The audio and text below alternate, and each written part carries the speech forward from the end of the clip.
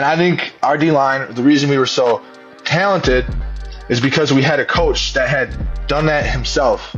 Like, it's extremely difficult to teach the art of pass rush and the art of defensive line if you are not a master of it yourself.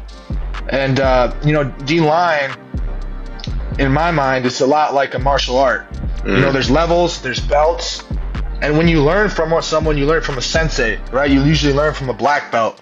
So someone who has taken that time, put in those years, and really mastered that craft and performed at that level. And there's not a lot of D-line coaches out there that are at that level. There's a lot of guys that like to talk the talk. They like to scream when they do drills. They like to be loud and obnoxious just to look the look, but they're not walking the walk. And we're lucky to have a guy like Deion Barnes that has walked that walk and is able to transition that into his young athletes. Quarterback sneak right side, touchdown, Penn State.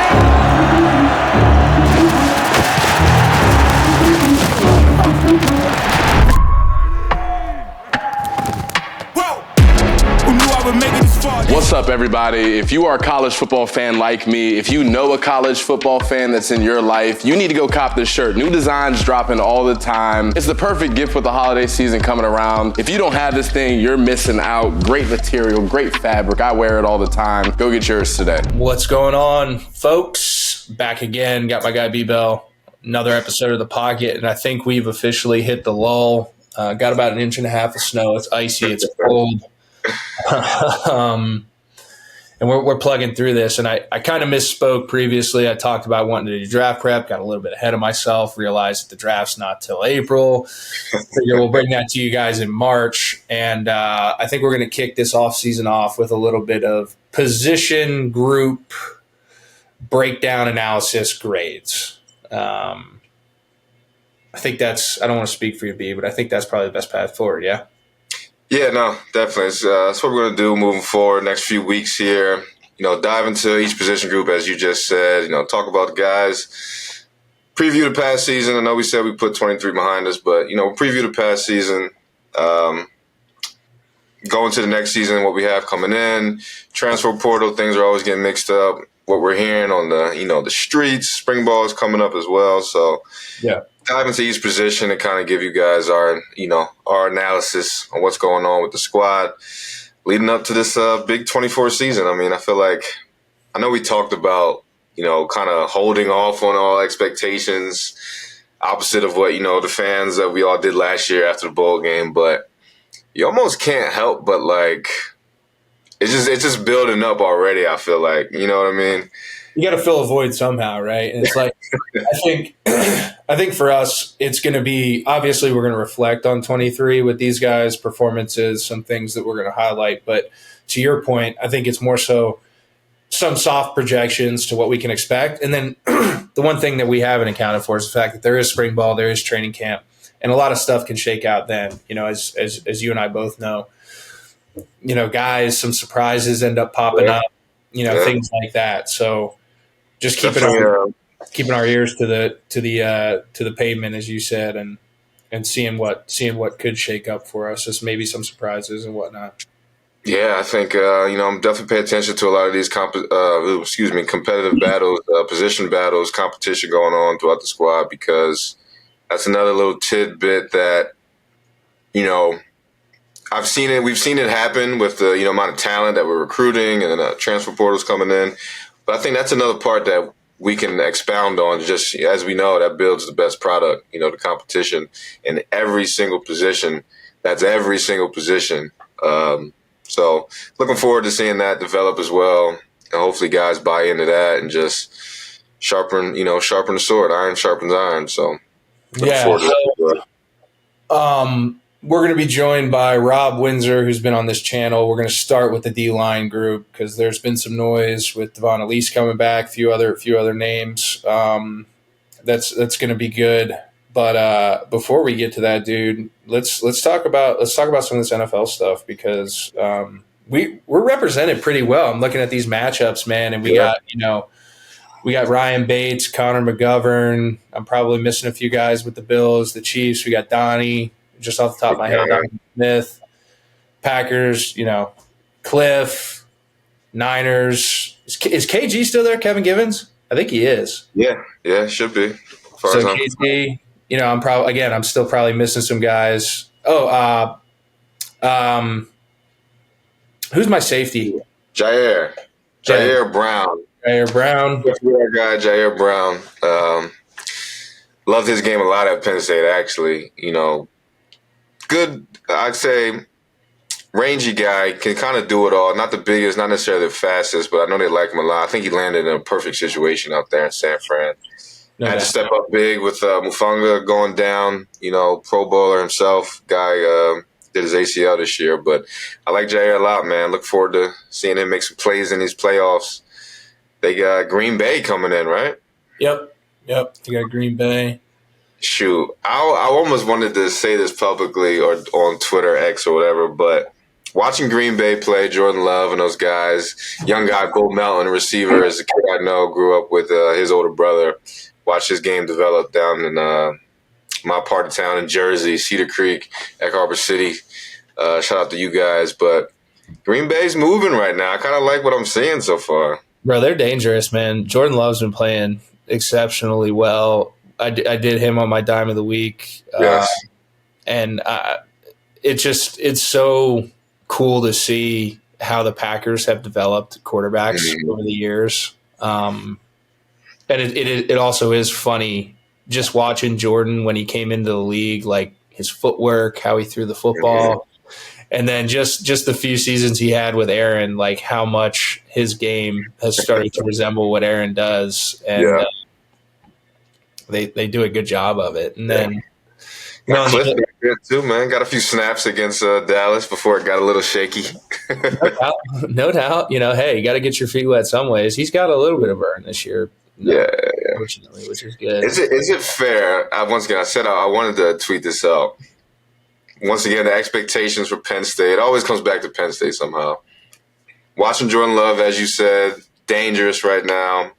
That team is picking up squad. They're kind of following his lead with his confidence going in. Is it fair to want or expect that type of jump for our guy, 15 and Drew, in our offense, going into his second year under the helm, truly? I know it's not his second year playing, but similar to a Jordan Love situation. Is it fair? Because that's what I want. I want to see him. What'd you say? Yeah, I mean, I think nothing's fair in life, dude. Like, let's just scratch that. Like, nothing's fair. Like, all the expectations and stuff like that's earned or brought upon for some reason. Yeah. And I'm always really careful because I've said this a gazillion times. Like, I really do think the quarterback position is the most dependent position in sports. So many factors that go into it, right? And like certain jumps can be expected. Like people expecting Bryce Young to go out there and win 10 games with that roster in Carolina is asinine. He's a great player, great talent, but it's just not going to happen. And you've seen that happen over and over and over again throughout the years. Right. David Carr, for example, was the next best thing. He goes to Houston, gets the shit kicked out of him for 5 years. And like, you just can't, some things you can't overcome no matter how talented you are. Situation is very important.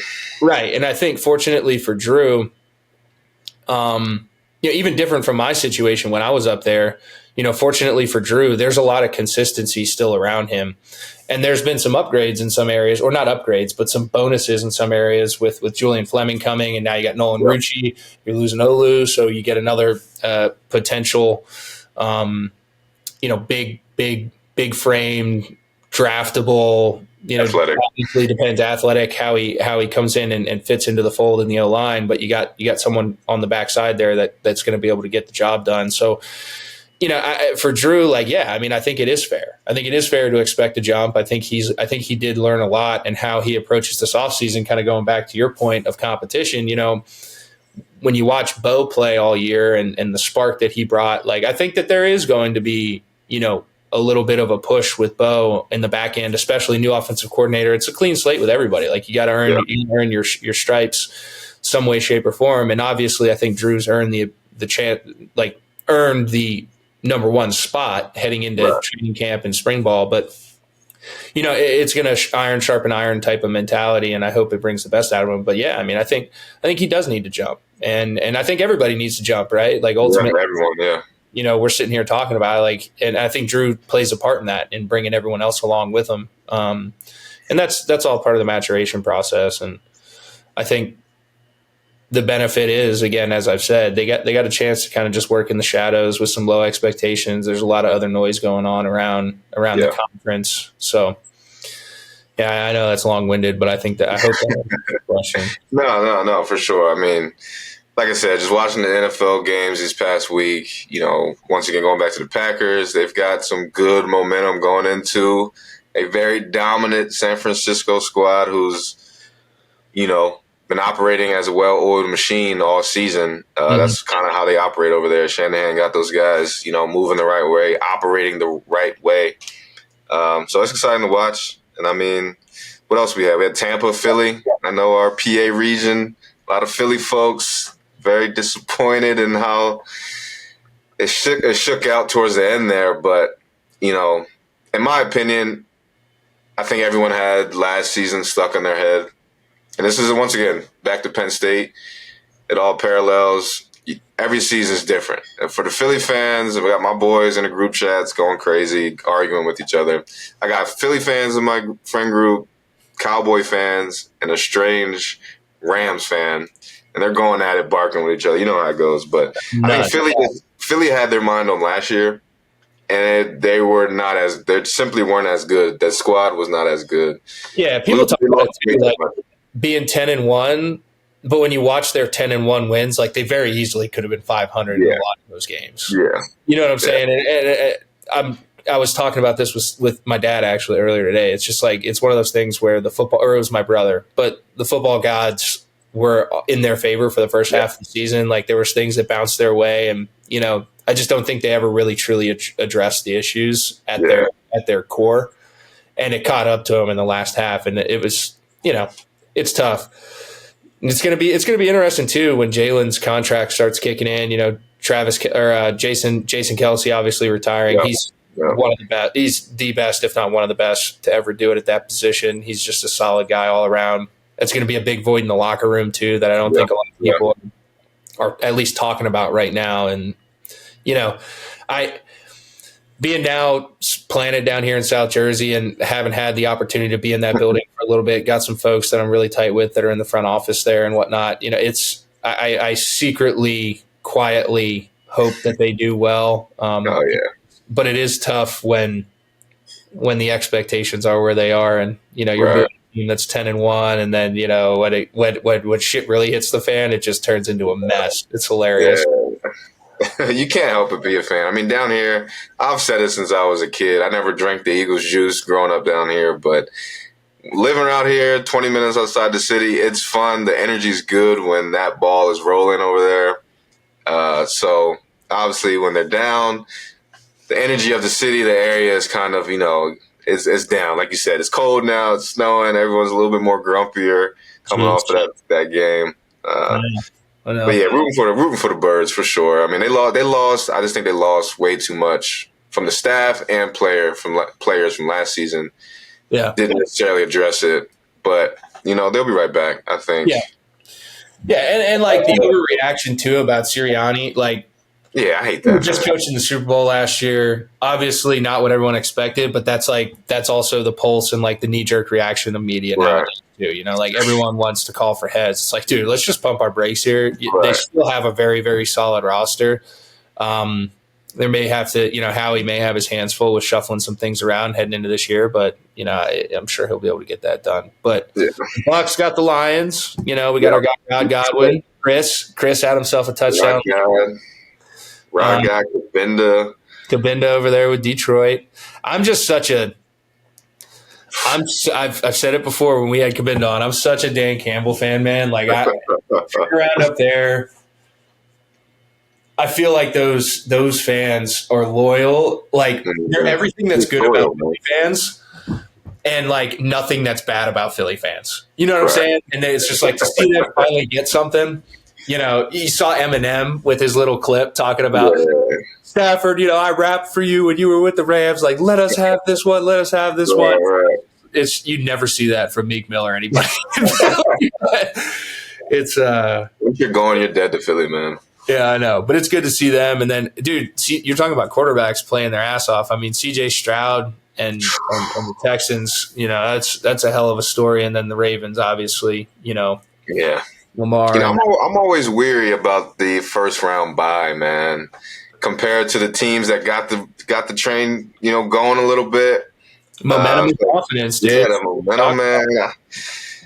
That'd be interesting. Houston, like Green Bay, they're following their guy at the quarterback position. You see the confidence, the energy. Same with Detroit. I mean, Jared Goff got knocked his dang near his whole career, whether it's in the draft. People didn't necessarily believe he was worthy. Got traded. Thought his career was going to wash away in Detroit. And as you mentioned, Dan Campbell, I think he vitalized every part of that city, that state. And Jared Goff is playing like a madman. And Ben Johnson, OC, man, people are talking about him.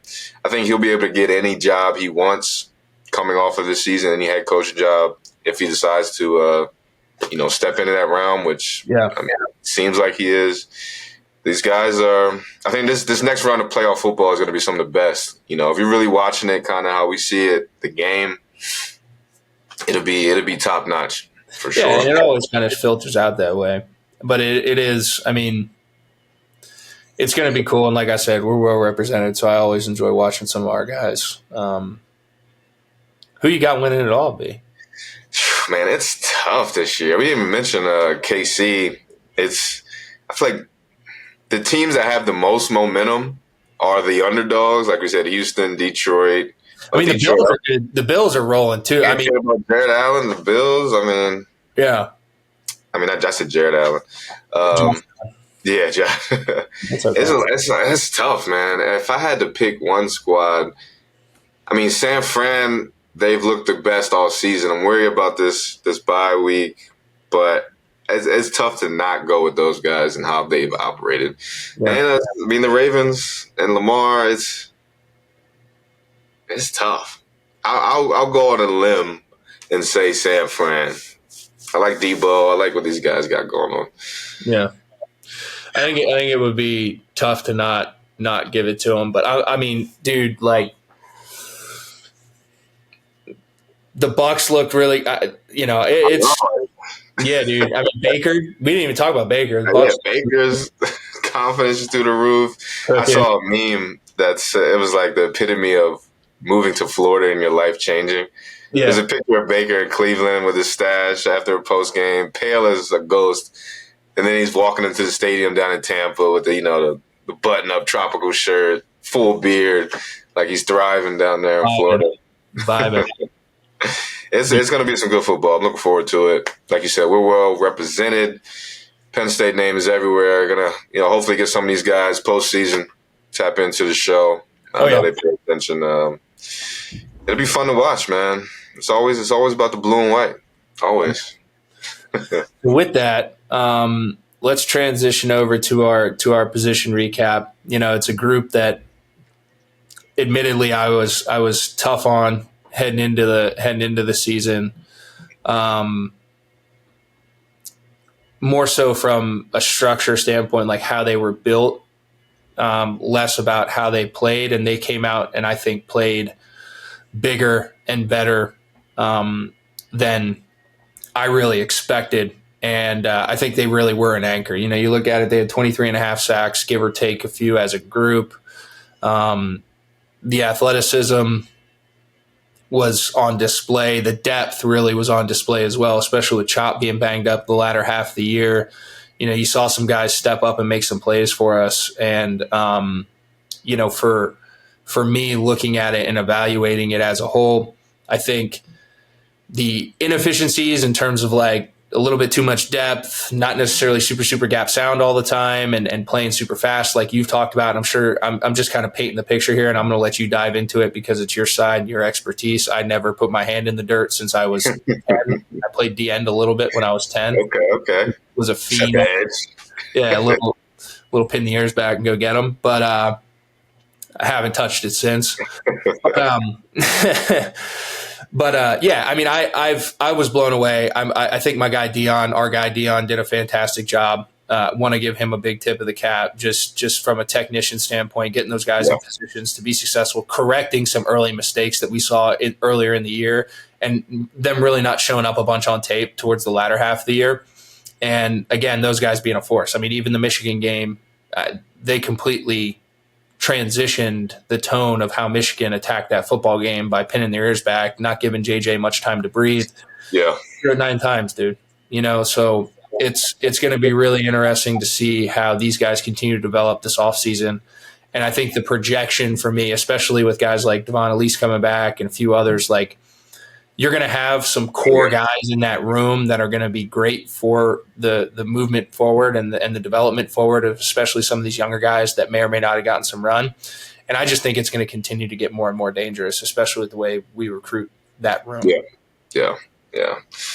I mean, I got a few points. Going back to what you said, I mean, even you were, slightly critical of at least the interior D-line top of the season which you had the right to be in a way, as we've talked about before. It wasn't necessarily, the structure wasn't the same as how we've been used to interior D linemen at Penn State, which is fair, right?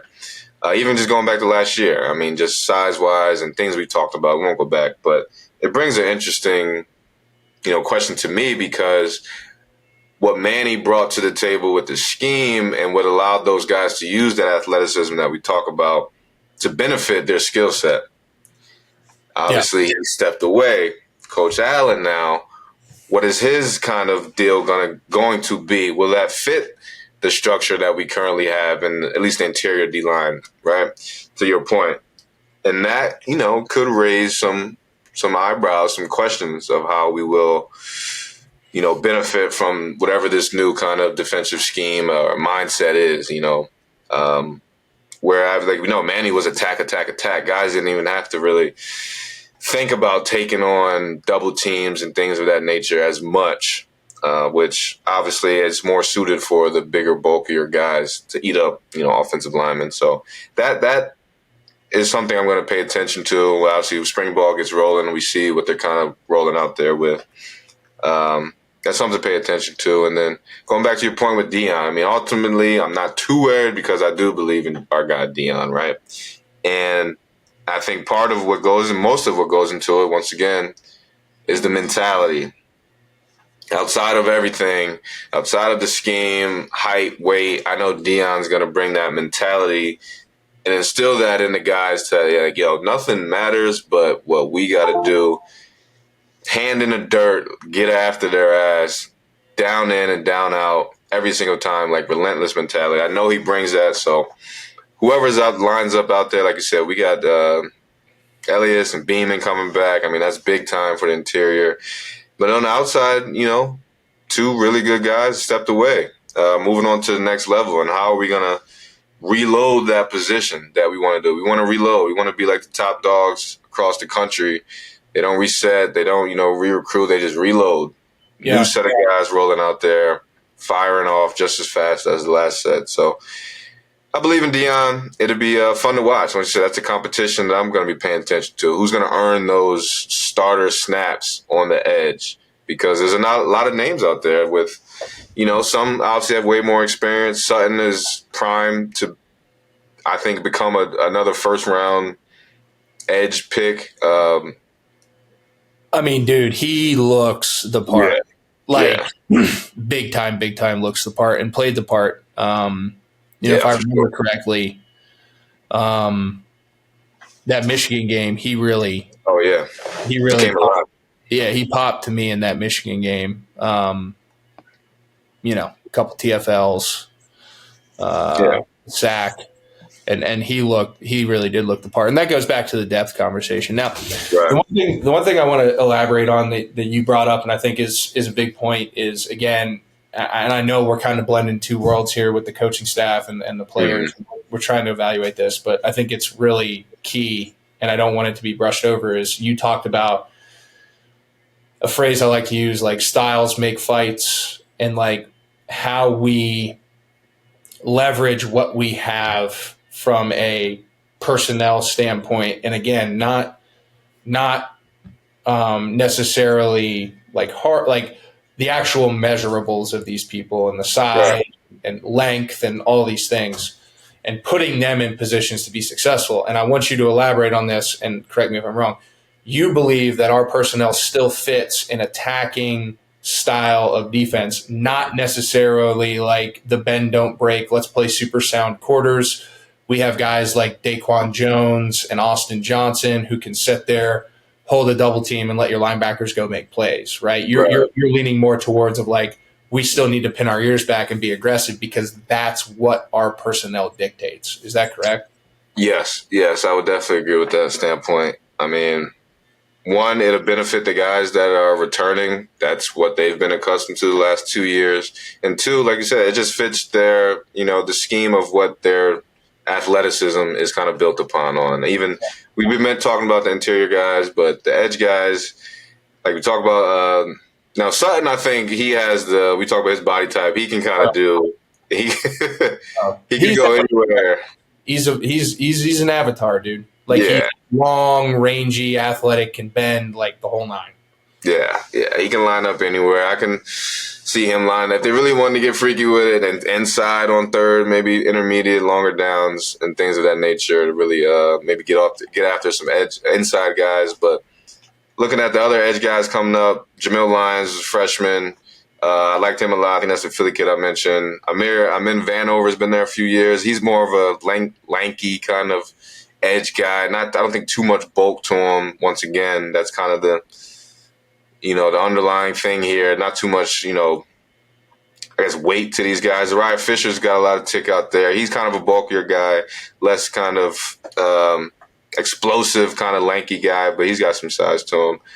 And then, then there's a room for opportunity. See what guy, the younger guys coming in. So once again, to your point, it definitely benefit from that fast-paced attack style that Manny brought. We'll see what kind of rolls over into this defense this year. But I want to get your thoughts on this too, because this crossed my mind as you were talking, and I don't want to get too far ahead of myself because I'm blurring some lines here with this. But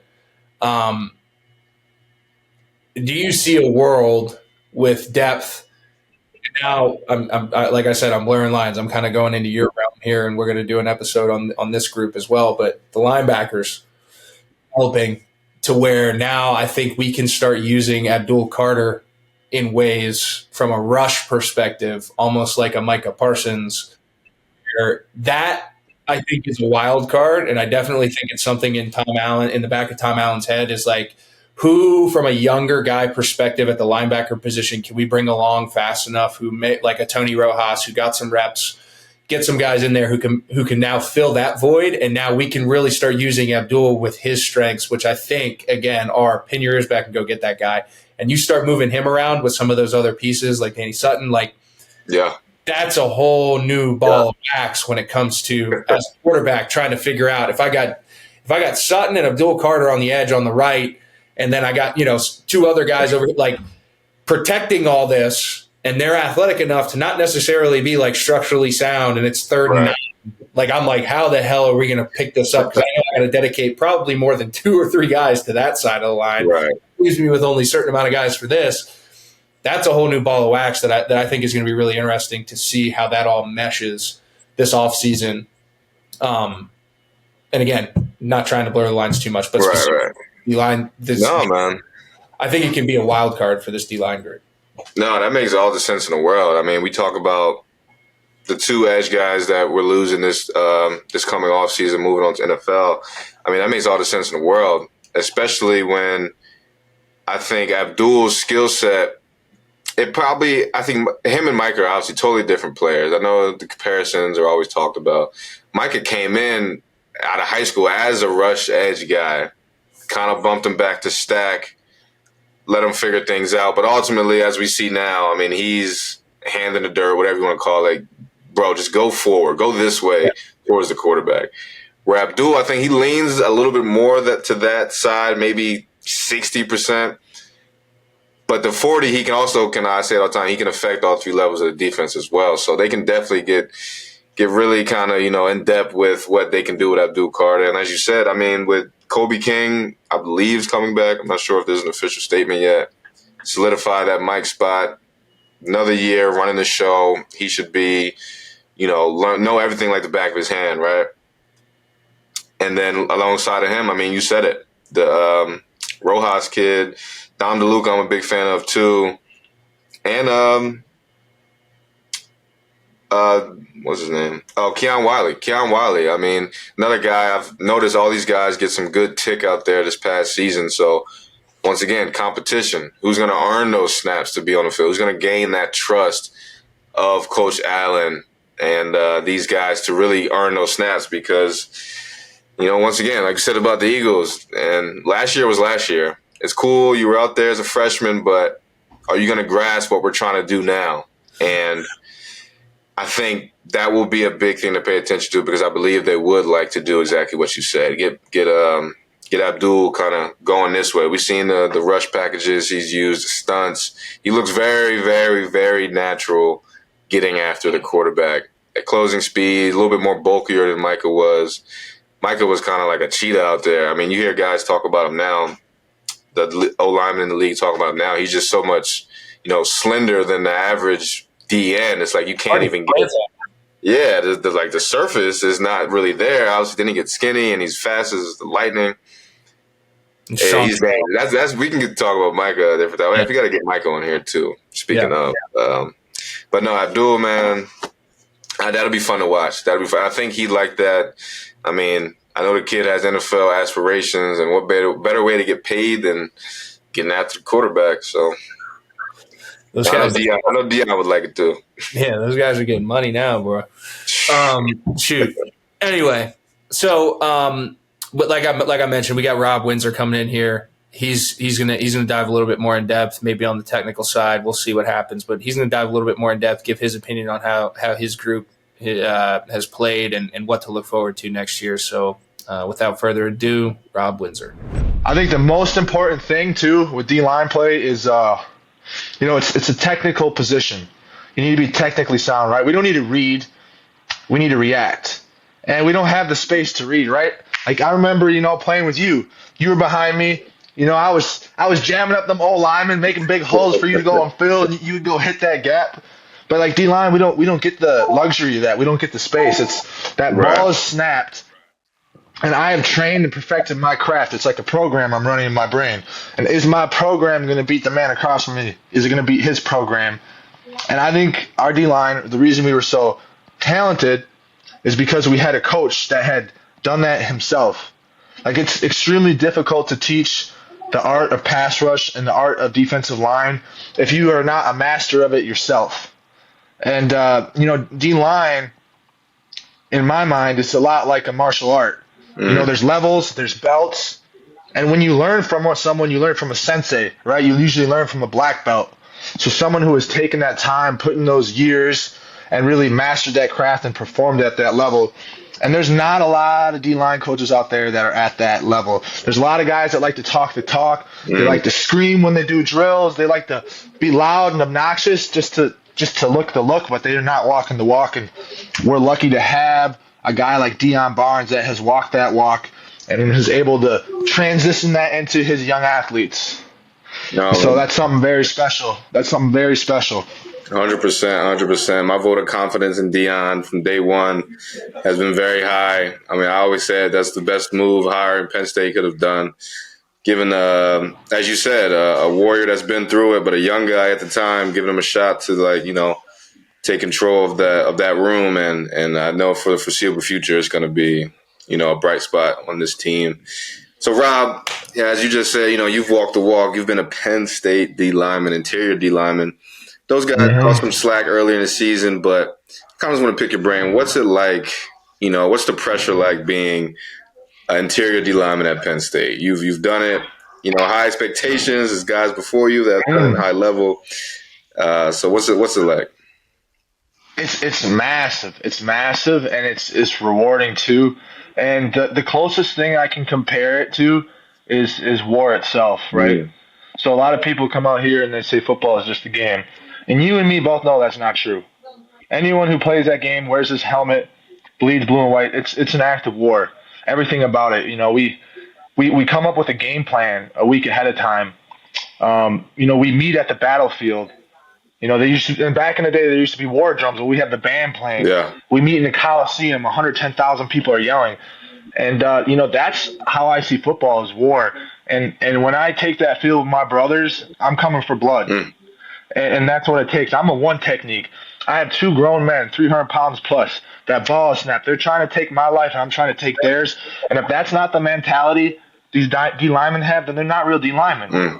I have the scars on my body to prove it. And, it's a killer. It's a grown man sport, as Ray Lewis says. It's a grown man sport. Ross, when you say one technique, I know what you mean. Can you give us a breakdown of, interior D lineman? There's a few different positions depending on how you run the defense. But what's a one technique for the viewers that want more context? I'll keep it real simple for our viewers. So a zero technique is right head up over the center. One, you're on the outside shade of the center. So the higher the number gets, the further outside you are. So defensive ends are usually in anywhere from a 5-7 to a 9. Defensive tackles are anywhere from a 0, 1, and 3. So I was a one technique. I was an inside shade over the center, and I would have the center would snap the ball, and more often than not, the center and the guard would be on me, and it's my job to beat two men every play. So not only do you have to be physically in shape, you need to be large, and you need to be technical, right? So that center snapping his hand's coming at me, I'm swiping it, and now I have another hand coming at this shoulder from the guard. I'm coming back to that. My reactions need to be so quick, and it's a tenth of a second that'll make a difference between me getting a sack and me getting a pressure or me just getting blocked. Yeah. And I think Dion could use a little interior help. I got a lot of value to add on the inside. You know what I mean? That's kind of my wheelhouse. You want to lace them back up or hold the clipboard? So I'm actually getting recruited right now to play in the XFL, and I've kind of been telling these guys hey, it's time. Rob Windsor is a vet. He's not taking the field anymore. So that's it.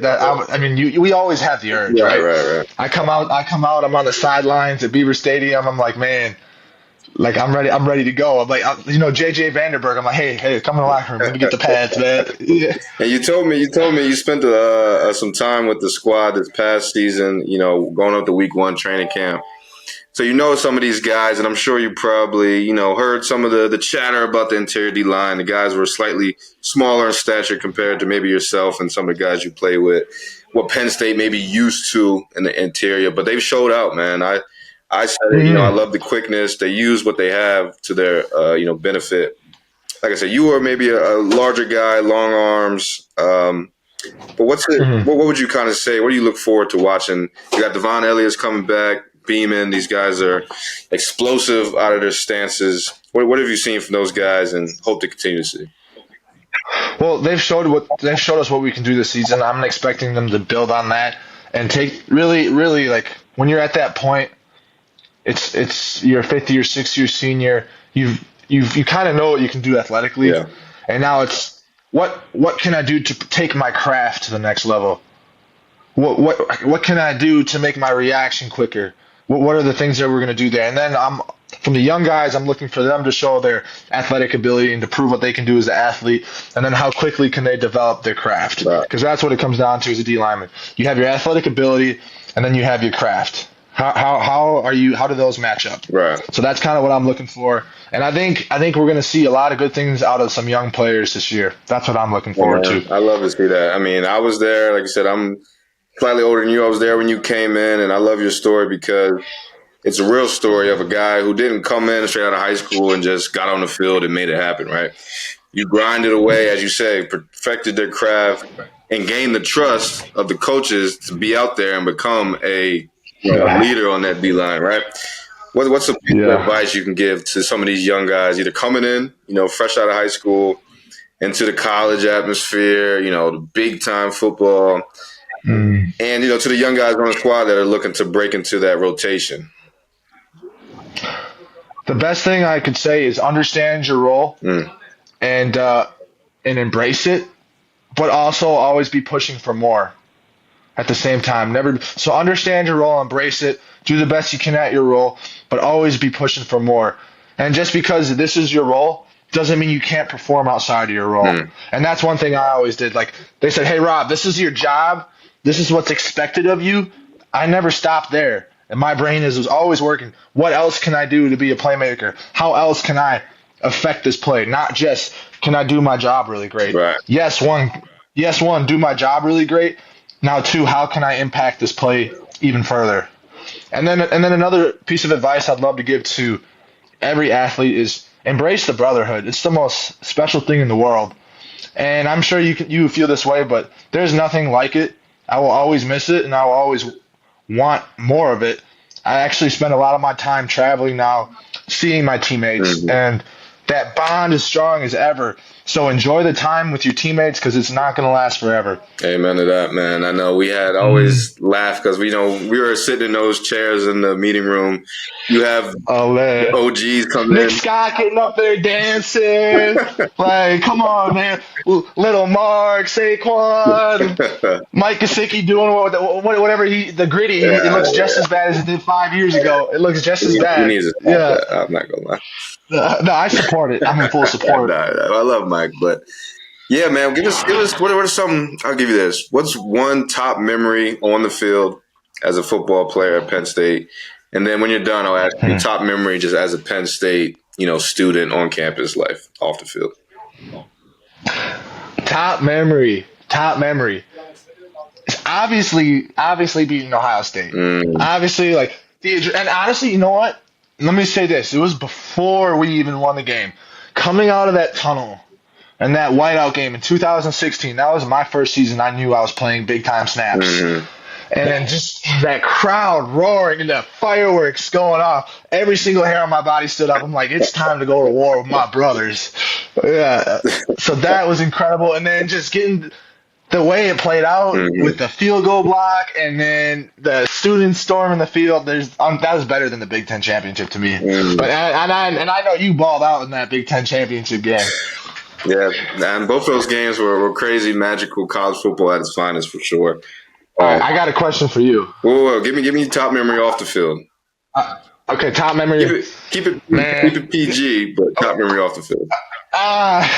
No, it's gonna be very vague because it's gonna go back to what I said before. It's just my time with my brothers. It didn't matter whether I was sitting on the bus throwing popcorn at my friend that was sleeping, or if we were just sitting in the hot tub just talking about our dreams and ambitions. It's just that time, any time with my brother was so special, and I wouldn't trade it for the world. And I'm always trying to get more of it. 100%. All right. Here's my question for you. What was it like being an old head to Rob Windsor? Old head to Rob Windsor. That's a good question. Like I said, man, I always, a little bit more mature for my age. So I really, laid into the whole captain leader role. I really wanted the best for everyone. And you weren't excluded. Like I said, it's no secret. You didn't come in fresh out of high school ready to go, right? So yeah. I think just being a part of, a team and getting your mind right and seeing it really blossom into the player that you were was was everything for me, because, as we get older, we know people, they need a chance or two. And because the potential is there and you had all the potential in the world and you put it together, and being an old head to that was fun to see. And then obviously you were flying around on the field, man. Like I said, hey, I appreciate that, man. I appreciate that. I mean, you were a dog out there. Like I said, you earned the trust of the coaches, your teammates to get out there. And like you said, it's war, man. You need warriors. Blind faith and warriors to go out there and battle. So anyone I laid down, and battled with was a friend of me. So that's being an old head to Rob Windsor. I appreciate that, man. That hit me deep. And even still, man, like you said, we're still, we talk about being in a hot tub, talking about dreams. And, I love to see guys now the college ball's over, pro ball's over, continue to find their next passion and moving forward, because that's what life's about. And I think Penn State prepared. And here's another thing I want to leave everybody with, especially players, is, make as many positive relationships as you can, because us athletes, we know what you're going through right now in college. No one else is going through the adversity, the hard work, the pressure, and then it just makes you so much more successful with whatever you do outside of football. And I've even found myself in a situation now where I'm working with my teammates and we're attacking business the same way we attack football. And the fact that I got a warrior to my right and a warrior to my left, no one can outcompete my team. That's strong, man. That Penn State bond runs through. Yeah, man. So through and through. They preach a lot of network and the Penn State brand continues and everything like that. But it's true, man. It's very true. No matter where you go, you put on a Penn State logo hat or shirt, somebody will stop you. We are, yes. You know what I mean? And it's a beautiful sight. It's a beautiful sight for sure. It doesn't matter if I'm in Fond du Lac, Wisconsin, or I'm in Hawaii. I get it everywhere. Yeah. You know what I mean? Yeah. Hey, man, me and Hack and I appreciate you, man. Once again, we'll run this back for sure. We got a lot of time, especially, you're getting up there to Penn State, so we got to tap in with you. Yeah. Hey, speaking of brotherhood, I'm flying out this weekend to San Francisco to go support my boy, Kevin Gibbons. KG, that's my dog. Hey, you want to hear something funny? So Coach Spence might be mad at me for saying this, but it's okay because me and him are boys. So me and KG were at that level, right? We were both dogs. Like we both were NFL. Like he's obviously still in the NFL. I got drafted. Coach Spence would be calling the twists, and me and Kevin had such a good feel for it. Like we would look at each other and we'd be like, nah. We'd start calling our own twists. Yeah. Hey man, I told some young guys that too, and it's not to go against the coaching, but no, you got to build that connection and that trust to where sometimes you got to do what you got to do to make that play. Kabinda and I had many moments like that. I'm like, yo, whether it's a hand signal or whatever, like, yo, you got my back, I got yours, and let's just fly around. Obviously, you make the play, everything's fine. If you don't, you get beat out. But that's what it's about, man. Coaches are there to coach, players are there to play, and when you trust each other, you can make things like that happen. Absolutely. Hey, man, thanks for having me on. I appreciate it if you send me any clips you guys edit up. I'll repost it on my page. Where can the people find you? Plug anything you got going on.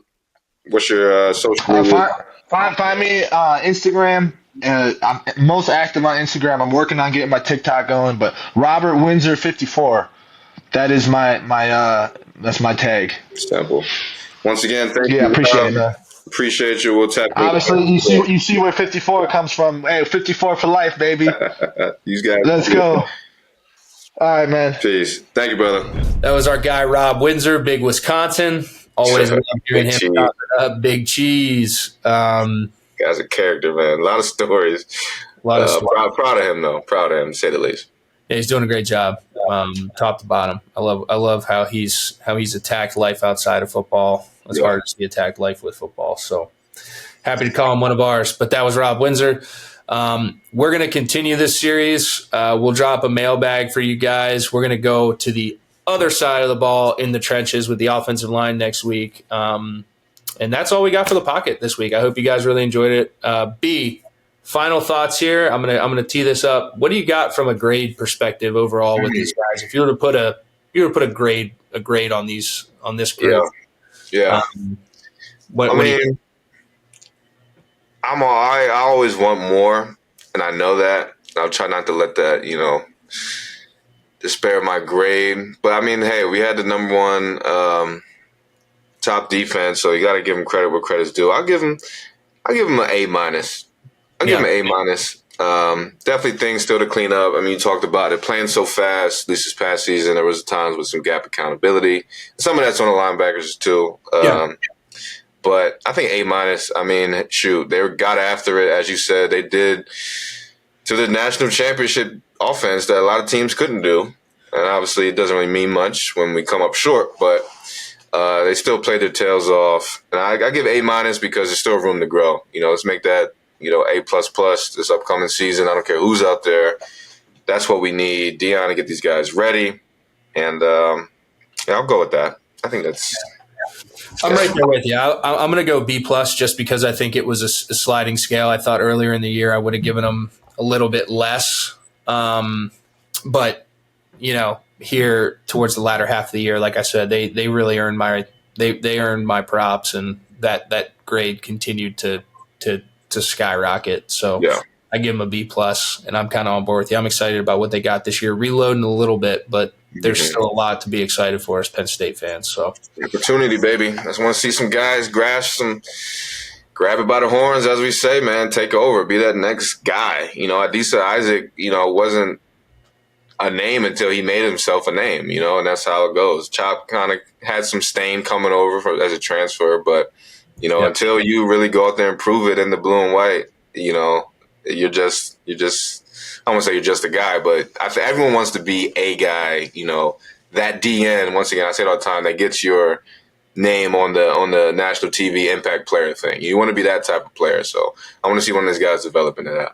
And just like your position group up there, a lot of history on the D line over the course of our storied, rich tradition. So definitely a lot of big shoes to fill and a lot of ghosts headed down that All-American hallway.